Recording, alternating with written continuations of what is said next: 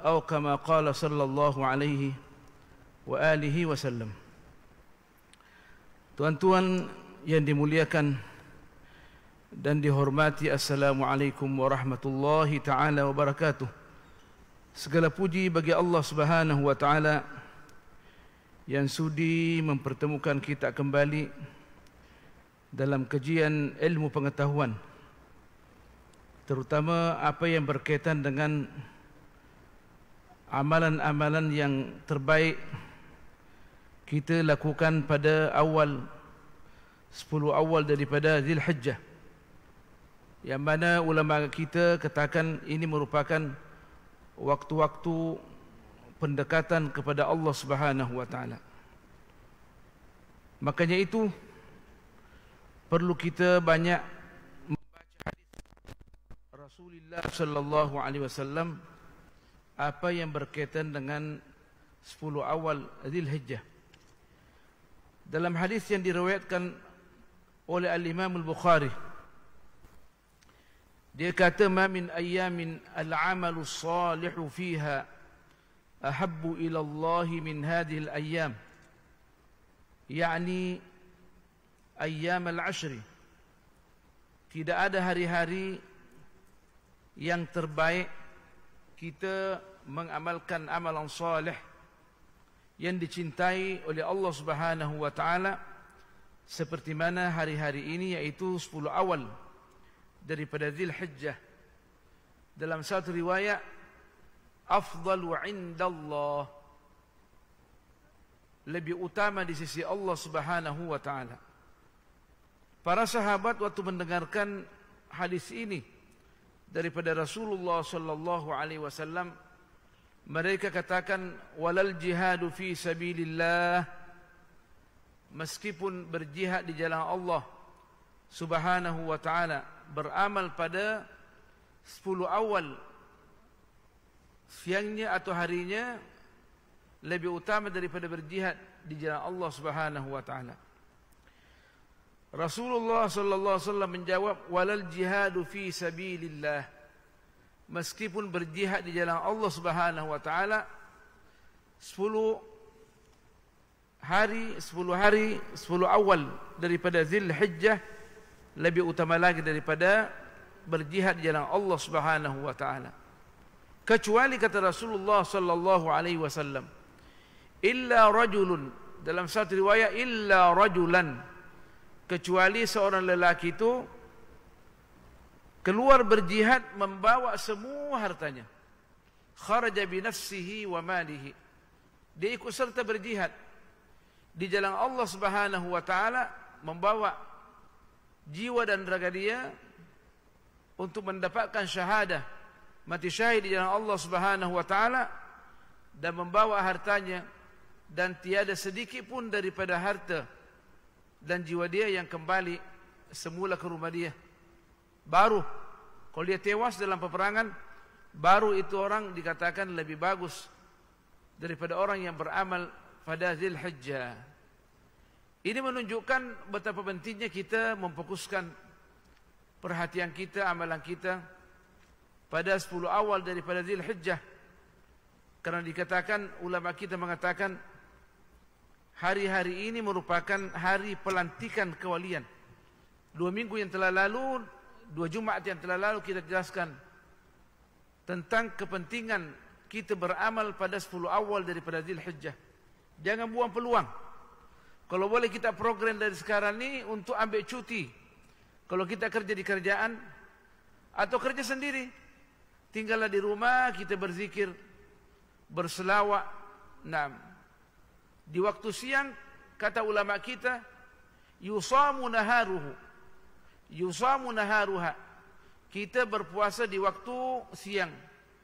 Wa yuhrasu lailuha, kita berjaga di waktu malam. Nah, sebab berkat atau butiran rahmat dan berkat yang Allah Subhanahu wa taala taburkan, boleh saja kita tak mendapatkan bila mana kita tidak berjaga. Makanya itu dalam hadis dikatakan, orang yang qiyamul lail. Qiyamul lail ini kita sembahyang sunat, terutama kita boleh salat jamaah waktu maghrib, boleh salat jamaah waktu isya, waktu subuh. InsyaAllah kita sudah mendapat qiyamul lail, atau kita sembahyang tasbih, sembahyang tahajud. Nah, biasanya ini menentukan waktu-waktu yang menentukan. Waktu kita sembahyang tahajud, Allah akan mengangkat kita sebagai wali. Pangkat yang tertinggi sekarang ini adalah kewalian.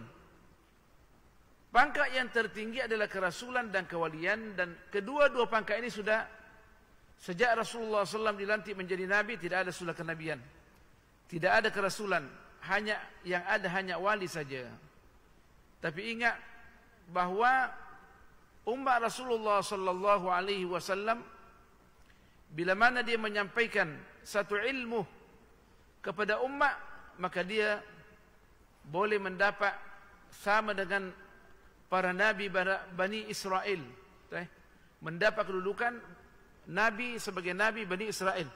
Nah, bukankah Rasulullah SAW pernah bersabda? Baginda mengatakan, al-ulama'u warathatul anbiya. Para alim ulama ini merupakan pewaris Nabi.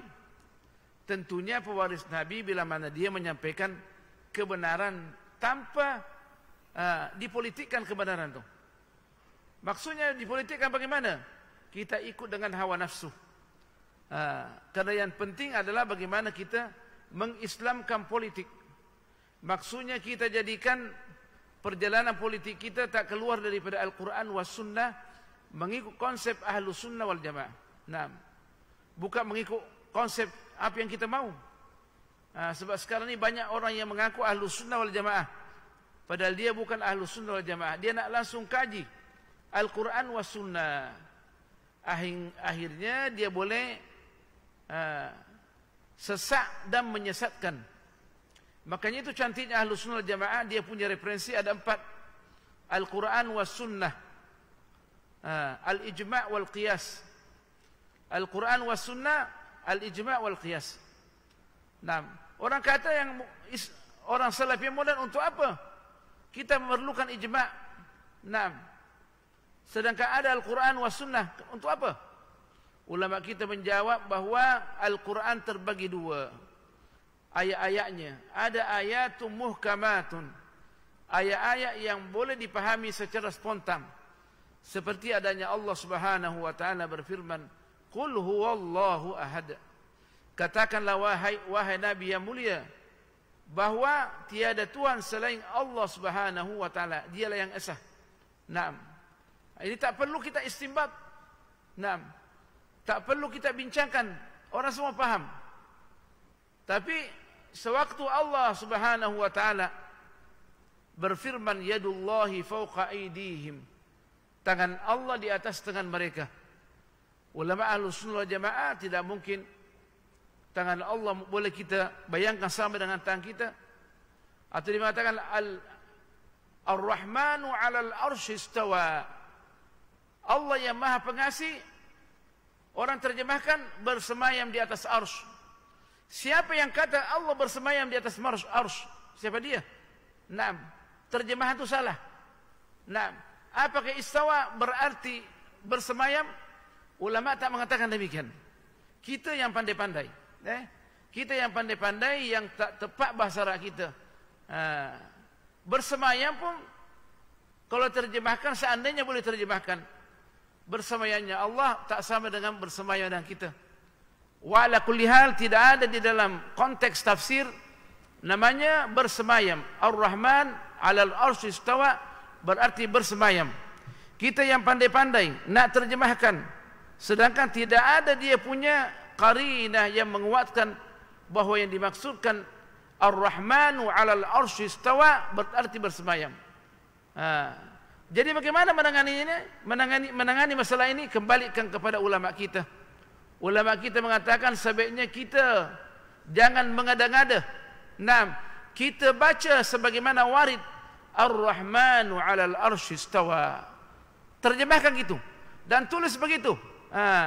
Kita jangan pula lebih pandai daripada Allah Subhanahu wa taala. Sebab ini ayat-ayat yang berkaitan dengan al-mutasyabihat, Walau bagaimanapun ulama kita ada yang mentakwilkan dan ada yang hanya membaca saja. Ulama Hadharimah dia hanya membaca saja. Nah, supaya tidak merunsingkan masyarakat. Jadi masalah ijma' ini adalah dia punya posisi atau tugas dia ada dua. Bila mana hukum hakam itu kurang jelas, maka dia akan memberikan penyelesaian kepada kita bahwa itulah yang dimaksudkan daripada hukum hakam dengan dalil yang ada, atau menjadikan kita baca saja ayat tu kita tanpa mentakwilkan ayat tu. Nah, jadi ijma' datang ini untuk memberikan keterangan tepat terhadap hukum hakam yang dipercanggahkan oleh ulama kita. Nah, untuk apa kias? Karena banyak perkara-perkara yang berbangkit ini kalau tidak menggunakan kias kita tidak tahu, sebab ayat Quran terbatas. Ayat Quran hanya datang untuk mengajarkan kepada kita perkara-perkara secara umum. Untuk mengetahui perkara-perkara yang baru, mestilah kita kiaskan, kita timbang. Betul tak ni? Sekarang nama arak terlalu banyak. Whisky lah, macam-macam dia punya. Bagaimana nak mengetahui bahawa dia haram? Kita kembali kepada kias. Melihat illat dia, apakah dia memabukkan? Kenapa Allah Subhanahu wa taala mengharamkan kita minum bir? Minum bir, sebab bir adalah boleh menjadikan kita mabuk. Illat dia boleh menjadikan kita mabuk. Jadi segala apa yang menjadikan kita mabuk, maka itu diharamkan oleh Allah Subhanahu wa taala. Kenapa? Sebab di dalam Islam ada 5 perkara yang asas yang wajib kita jaga. Namanya Al-Kulliyatul Khams. 5 poin. Semua agama menjaga. Meskipun cara menjaganya adalah berbeza. Kita disuruh menjaga kita punya jiwa kita. Disuruh kita menjaga agama kita. Makanya itu ada namanya hukmul murtad, ar-riddah. Bila mana orang keluar daripada Islam, maka negara itu boleh mengambil tindakan. Sama ada dipancung atau bagaimanakah? Kalau dia tak bertobat, ataukah dia membunuh orang lain. Sedangkan Islam menjaga jiwa, semua jiwa. Meskipun jiwa orang kafir yang hidup sama kita, yang tidak melanggar peraturan undang-undang, wajib dijaga. Sebab mereka itu adalah saudara kita semanusiawi. Indahnya Islam. Indahnya Islam. Kalau kita jaga, kita akan terjaga semua. Islam mewajibkan untuk menjaga kita punya akal pikiran. Makanya itu sebarang obat kita telang, kita bertanggungjawab di sisi undang-undang. Di sisi undang-undang. Boleh kita dipenjara, boleh kita disaman oleh kerajaan bila mana melanggar undang-undang. Kita wajib menjaga nasab kita. Wajib menjaga nasab kita, maka itu diharamkan penzinaan. So, kalau dia keluar anak tu tanpa diketahui dengan melalui pernikahan yang sah, siapa nak bertanggung jawab? Tak ada yang bertanggung jawab. Makanya kalau dia melahirkan anak tidak melalui perkawinan yang sah, buang di tong sampah di mana-mana. Dibuang di tong sampah. Sedangkan Allah mengharamkan kezaliman, kita menzalimi budak tu. Apa dosa dia sampai kita buang di tong sampah? Makanya itu Islam menjaga. Allah Subhanahu wa taala menjaga daripada harta setiap pribadi, siapapun dia. Siapapun dia, kafir ke Islam ke, wajib dijaga harta mereka. Ada undang-undang yang menjaga.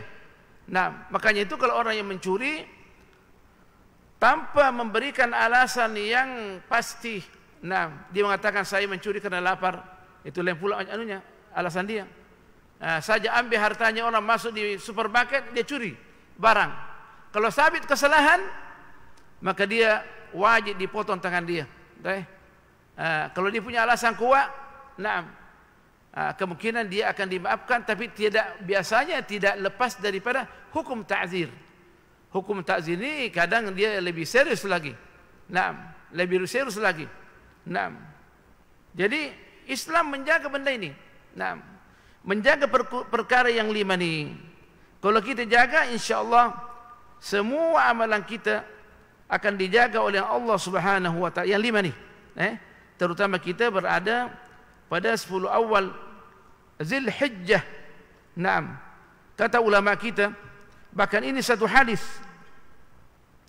daripada Rasulullah sallallahu alaihi wasallam, perawi yang di atas adalah Sayyidina Abu Hurairah. Dia katakan, "Ma min ayyamin ahabbu ila Allah ay yuta'abbada lahu fiha min ashri Dzulhijjah." Tidak ada hari-hari yang lebih dicintai oleh Allah Subhanahu wa taala kita menyembah Allah dengan jalan berzikir, jalan berpuasa, khidmat masyarakat, khidmat orang tua. Naam. Khidmat siapa yang perlu dikhidmat? Seperti mana 10 hari Dzulhijjah ini, ya'dilu siyamu kulli yawmin minha bi siyami sanatin. Bila mana kita puasa sehari, maka dia punya ukuran sama dengan berpuasa setahun. Wa qiyamu kulli lailatin minha bi qiyami lailatul qadar. Kalau kita qiyamul lail, sembahyang 2 rakaat sesudah Isya, sama dengan kita qiyam lailatul qadar. Mendapat pahala lebih daripada 83 tahun. Allahu akbar. Rawahu Tirmidzi. Al-Imam Tirmidzi yang meriwayatkan hadis ini. Apa feedback dia kalau kita menjaga 10 hari ini dengan beramal, berzikir? Akan disebutkan oleh ulama, membaca selawat Ibrahimiyah, selawat yang kita baca dalam salat, selawat yang keluar daripada mulut Rasulullah sallallahu alaihi wasallam, itu yang terbaik. Dengan tidak menafikan semua selawat yang ditulis oleh ulama kita, tidak dinafikan. Tapi yang terbaik selawat yang keluar daripada mulut baginda sallallahu alaihi wasallam, namanya as-salatul Ibrahimiyah. Kita disuruh membaca Qul huwallahu ahad. 1000 kali kalau boleh. Dikatakan orang yang mengamalkan 1000 kali tidak akan meninggal dunia melainkan Allah memperlihatkan tempatnya di surga. Meskipun ini hadis dhaif, tapi dia berkaitan dengan motivasi, diterima oleh ulama kita. Bukan hadis maudhu. Segelintir pengkaji moden ini dia menyamakan antara hadis dhaif dan hadis maudhu. Ini satu cacatan di dalam kajian ilmu pengetahuan. Ulama kita membahas membahas fadailul amal, terutamanya jumhurul muhadditsin, Al-Imam An-Nawawi, Al-Imam Ibnu Hajar Al-Asqalani, Al-Imam As-Suyuti dan yang lainnya mengatakan boleh kita pakai hadis dhaif dalam masalah fadailul a'mal. Naam. Dan itu yang ditemukan oleh ulama kita. Naam. Ulama kita kata mengikut at-tajribatul imaniyah, pengalaman berdasarkan keimanan. Mereka menjumpai bila mana kita menjaga 10 hari ini, 10 hari awal daripada Zulhijjah, baik waktu malam atau waktu siang, Allah akan memberikan penghargaan 10 kepada kita. Pertama, al-barakatu fi umrihi. Allah memberkati umur kita. Naam, sehingga tidak sia-sia. Dan itulah yang dimaksudkan daripada doa yang Rasulullah sallallahu alaihi wasallam ajarkan kepada kita, supaya kita berdoa supaya Allah memperpanjang umur kita. Bagaimana nak diperpanjang sedangkan sudah ditulis dalam Lauhil Mahfuz bahwa kita punya umur hanya sekian tahun, tidak kurang dan tidak tambah. Dalam hadis yang dinukil oleh Al-Imam An-Nawawi dalam Arba'in Nawawiyah, semua sudah dicatat. Kata ulama, memperpanjang umur sini maksudnya Allah memberkati umur kita. Allahu Akbar. Dan itu kita boleh tengok. Kita boleh tengok waktu kita masalan bangun tengah malam jam 4:30, kita boleh solat dengan tenang. Boleh solat 13 rakaat. Allahu Akbar. Kenapa Allah berkati kita? Berkati umur kita sehingga kita buang waktu. Kadang orang bangun jam 2, awal dia buka handphone, jawab handphone dulu. Sudah hampir azan subuh baru dia sembahyang tahajud, tak dapat kecuali 2 rakaat. Mujur dia dapat 2 rakaat. Nah, ini bangun semestinya dia berzikir kepada Allah Subhanahu wa ta'ala untuk menandakan bahawa hati dia hidup bersama Allah Subhanahu wa ta'ala. Ulama menanya kepada kita, bagaimana cara menghidupkan hati kita hidup dengan Allah Subhanahu wa ta'ala? Bila mana kita bangun, kita terus mengatakan, kita terus mengingat Allah Subhanahu wa ta'ala. Alhamdulillahilladzi ahyani ba'dama amatani wa ilaihi nusyur. Segala puji bagi Allah Subhanahu wa ta'ala yang menghidupkan saya balik sesudah mati. Dan kepadanya lah kami akan dikumpulkan semua. Ada tambahan. Sebagian doa mengatakan, wa adina li bi dzikrihi. Atau ada juga, wa radda ruhi ila jasadi. Segala puji bagi Allah Subhanahu wa ta'ala yang masih mengembalikan roh saya kepada jasad saya. Wa adina li bi dzikrihi, dan mengizinkan saya untuk berzikir kepadanya. Sebab zikir ini merupakan amalan yang terbaik bagi manusia. Sebab mereka memang diciptakan untuk berzikir kepada Allah Subhanahu wa taala. Wala dzikrullahi akbar. Amalan yang terbaik adalah berzikir kepada Allah Subhanahu wa taala. Bila mana dia bangun terus mengingat Allah Subhanahu wa taala, berarti dia connecting dengan Allah Subhanahu wa ta'ala. Orang yang seperti ini adalah orang yang disayangi oleh Allah Subhanahu wa ta'ala. Wa ziyadatu fi malihi, hartanya akan bertambah dan diberkati oleh Allah Subhanahu wa ta'ala. Apa bedanya harta yang tidak diberkati oleh Allah Subhanahu wa ta'ala dan harta yang tidak diberkati? Kata ulama, bila mana Allah memberkati harta kita, berarti kita lulus daripada pertanyaan. Sebab semua harta yang kita perolehi, Allah akan tanya dari mana kita perolehi dan ke mana kita nafkahkan. Harta yang halal, Allah akan tanya dari mana kita perolehi dan akan tanya ke mana kita nafkahkan. Kalau selama, alhamdulillah. Harta yang haram Allah tak tanya. Sebab apa? Sebab dia akan mendapat azab otomatik. Yang ditanya hanya harta yang halal. Dari mana kita perolehi dan ke mana kita nafkahkan, dan apakah kita sudah mengeluarkan zakatnya? Kalau tak mengeluarkan zakatnya, berarti kita zalim terhadap orang-orang, lapang orang ini yang memerlukan, yang menunggu dia punya bahagian. Wal hifdzu li iyalihi, dan akan dijaga dia punya anak beranak.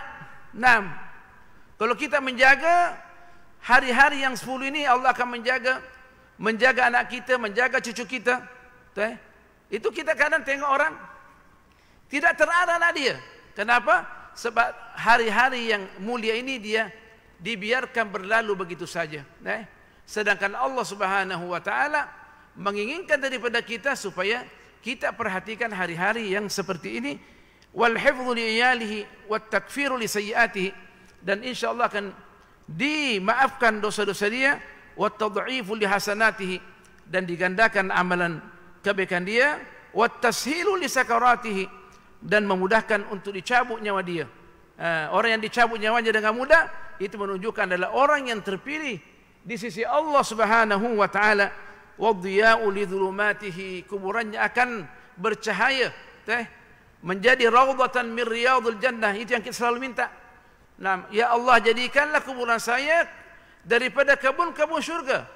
Kalau kuburan kita menjadi kebun syurga, ma ba'dahu, kata ulama, kehidupan yang sesudahnya, terutama kita dibangkitkan kepada mahsyar, jauh lebih mudah. Dan begitu juga waktu kita nak melintas daripada dijantas api neraka, akan dimudahkan oleh Allah Subhanahu wa taala. Wa tathqilu li mizanihi, akan diberatkan timbangan amalan kebaikan dia. Wan najatu min darakatihi, akan dilepaskan daripada genggaman api neraka. Was-su'udu ala darajatihi, dan dia punya tempat di surga akan di-upgrade dari tingkat 1 menjadi tingkat 2, tingkat 2 menjadi tingkat 3, sehingga kata ulama, dengan semua apa yang kita lakukan ni, kita tak terasa menoleh ke kanan berjumpa menengok Rasulullah sallallahu alaihi wasallam, berarti di Firdausil A'la.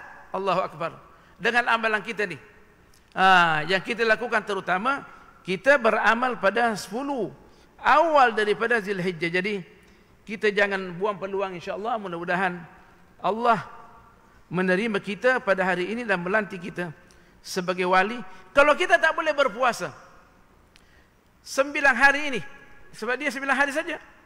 6. Kita hanya dituntut berpuasa sampai hari Arafah.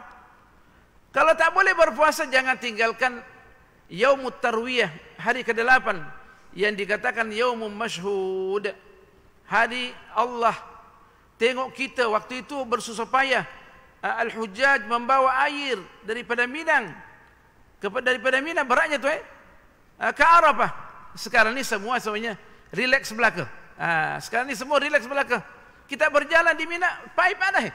Kita minum terus. Allahu Akbar. Berkat daripada Rasulullah sallallahu alaihi wasallam. Dan jangan tinggal yaum Arafah. Kata Rasulullah sallallahu alaihi wasallam, "Wa siyamu Arafatah ahtasibu 'ala Allah Ta'ala ay yukaffira as-sanata allati qablahu was-sanata allati ba'dahu." Saya sangat mengharapkan. Rasulullah mengatakan ahtasibu, saya mengharapkan.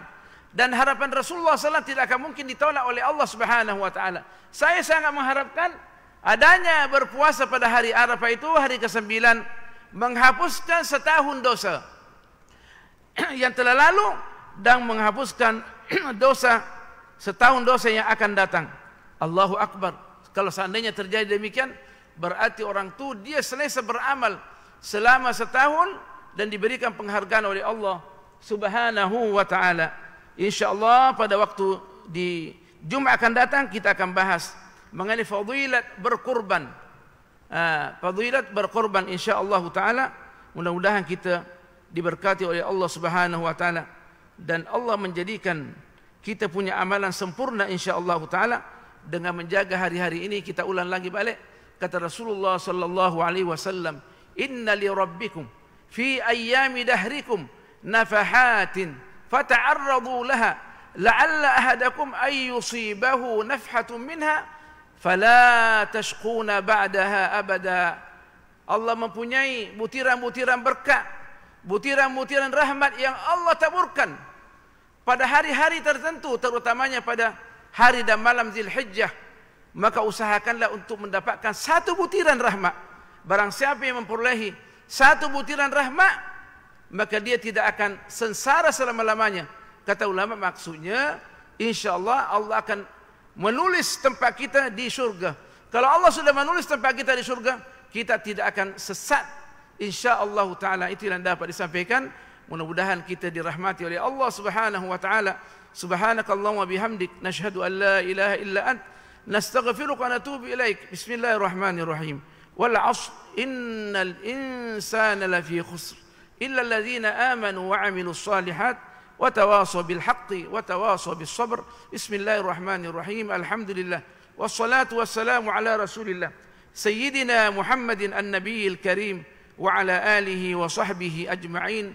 Allahumma waffiqna li ihya'i al-ashr al-awail min dhil hijjah waj'alna min awliyaika wa utaqa'iqa min an-nari wa min al-maqbulin wahfadh hadhihi al-baldah Terengganu وسلطانها ورعيته وسائر بلاد الإسلام واغفر لنا ولوالدينا ولآبائنا وأمهاتنا ولمن له حق علينا وصل اللهم على سيدنا محمد والحمد لله رب العالمين والسلام عليكم ورحمة الله تعالى وبركاته.